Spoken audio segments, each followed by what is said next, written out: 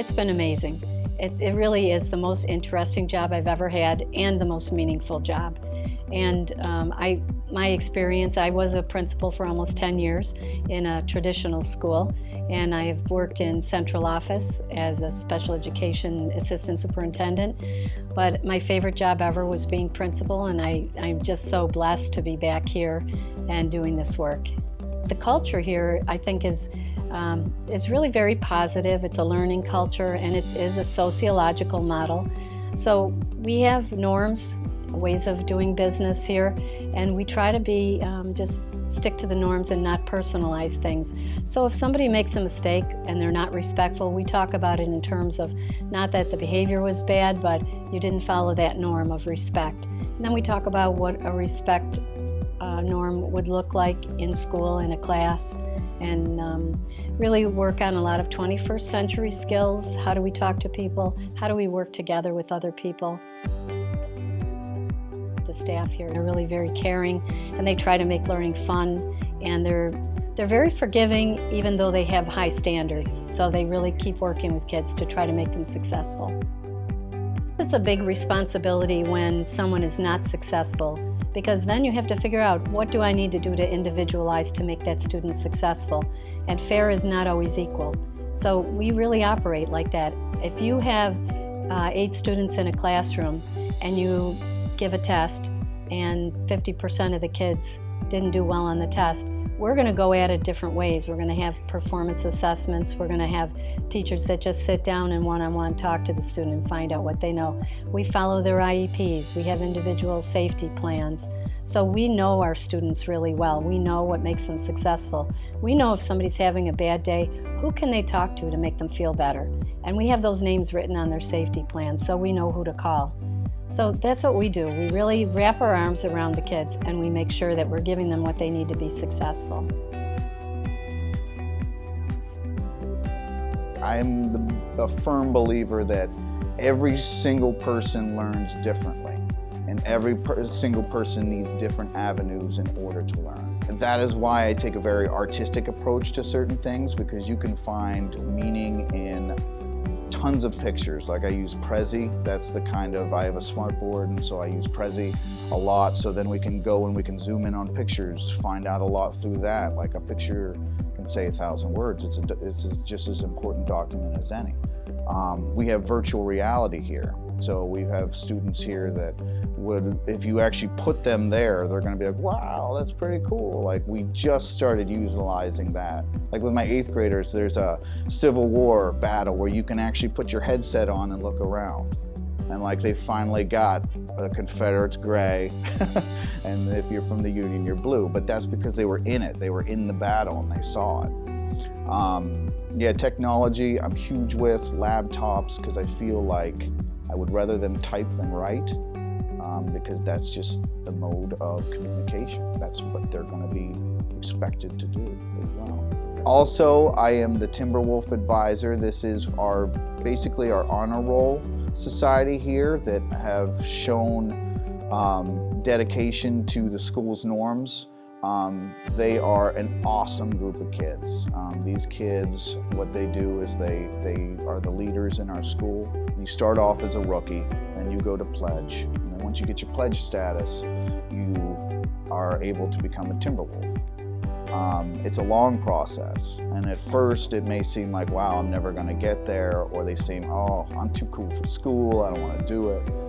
And then they see that it's not just perks, it's more kind of an internal thing, like, wow, like being a Timberwolf, like you're up there. You're respected by not only your peers, but also the staff. And this becomes kind of a goal for them. It's one of the highlights for me coming in here and being able to be the advisor for these kids, because I actually learn more from them than anybody. My role here goes beyond a traditional, regular classroom teacher.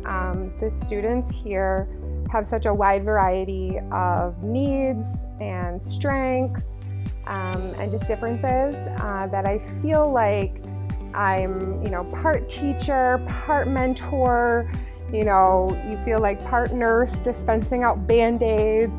And so it's really kind of an all-encompassing role here because The kids here, we really create kind of a classroom family. I do think it's important for any child to be able to listen to directions and be able to sit quietly at their desk and do work when it's necessary.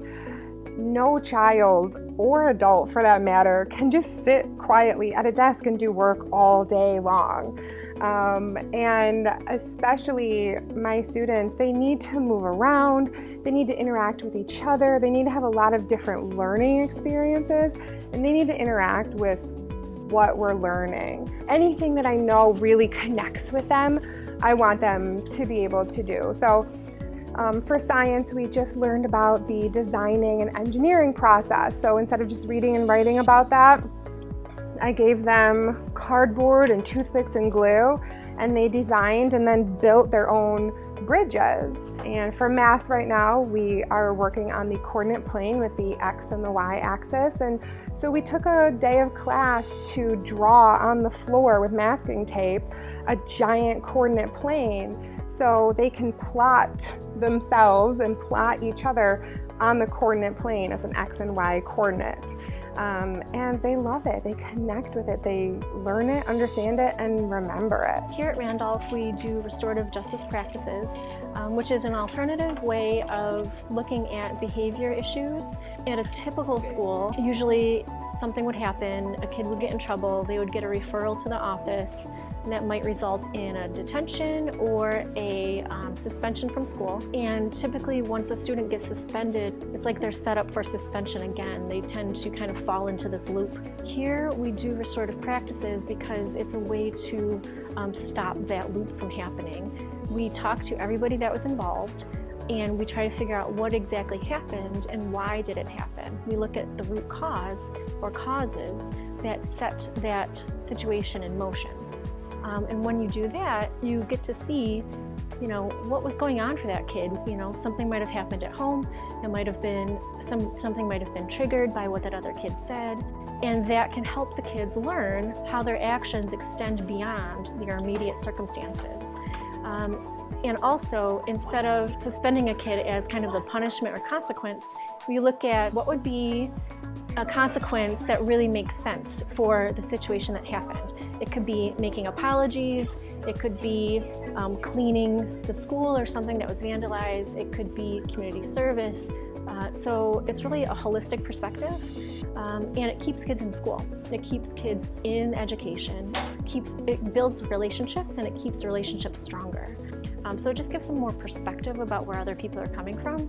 And I think that is invaluable when the kids grow up and get out in the working world. The cosmetology program, it's actually run like BOCES program.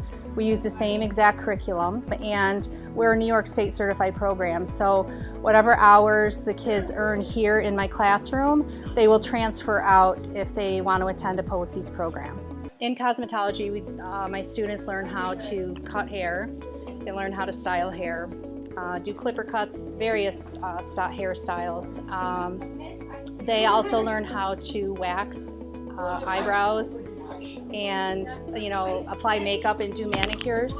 And actually, one of our favorite things to do is I take my students to the Randolph Manor, which is an old folks home, and we love to pamper the ladies with manicures. And then every Thursday we have something called clinic, and that's what we're doing right now. The kids can come in and they can get their hair cut, and my students actually perform the services. So we do waxing, hair coloring, hair cutting, makeup, manicures. I do have a lot of students that have come in and they, you know, are just super shy and kind of very withdrawn. And then when they come in here, they just find this new gift that they have, you know, and it helps them really find out who they really are, because it's not, cosmetology isn't all about hair and makeup and nails. We learn a lot about life skills and communication skills and how to be successful in life, not just here in the classroom. We are in the food service class at Randolph Academy. As you can see, the kitchen is behind us. I have some students working. This is where we make food for our cafe, which is called the Wolf's Den. We run that Wednesday, Thursdays, and Fridays here. I have students ranging from 7th grade to seniors. And so this is considered an intro to food service, but I really get the kids in there cooking. About a month into school, we go through a Serve Safe program to make sure that they're safe in the kitchen. And then we just kind of get started, and I teach them how to make some pretty basic things at first, and then I start teaching them how to make the different items that we serve on our Wolf's Den menu. So kind of take it step by step, and everyone's involved. In this class, I feel like what we're doing is really preparing them for a entry-level restaurant job, whether it be in the front of the house, you know, being a waiter or hostess, or someone who takes orders over the phone, or for someone who wants to work in the back of the house, in the kitchen, doing the cooking, or you know, doing the cleaning. I mean, they're working as a team when they're in here. There's no bashing each other in the kitchen. We're working as a team, so they're learning that kind of team camaraderie too, how it's important that all of them need to be working together in order to make the kitchen work smoothly. One of my goals, and one of the things that I've done a lot of, is calling parents. I've had parents come in and meet with me. I've just had parents that find it hard to come in and meet, that we've connected over the phone. I have a grandma who's functioning like a mom, and she's living in Brooklyn, and I send her pictures of her son. We text back and forth. So a lot of connections with homes and with parents. We care about kids, and we will take good care of kids and make sure that we're steering them on the path that they need to be. They're college bound, and we want to make sure that we really push them and have very high expectations. We also have very good academic outcomes. So if you look at, I think at one point we were #2 in the state with our academic outcomes. And we have, when we hire teachers, our superintendent is in on every interview. And that's also with our teacher assistants and our teacher aides, because we have to make sure that the people we have are very high quality.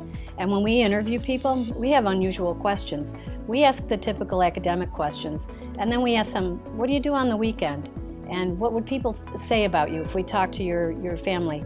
And what are the things you care about? Because if we know the people as people, we know if they're going to fit here better. So we work really, really hard to make students successful here at Randolph Academy, and we care about them as people.